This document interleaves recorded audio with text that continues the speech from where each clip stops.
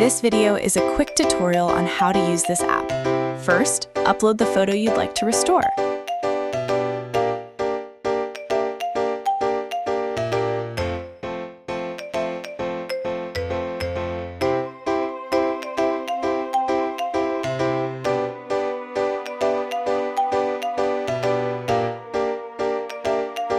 Next, choose the settings that best match your needs from the app's menu.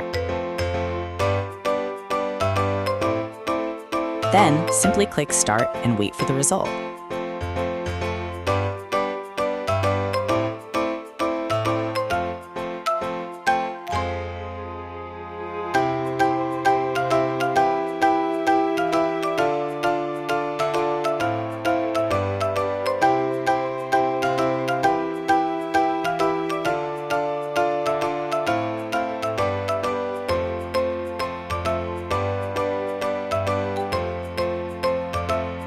Wow, just look at the final output. It looks absolutely amazing.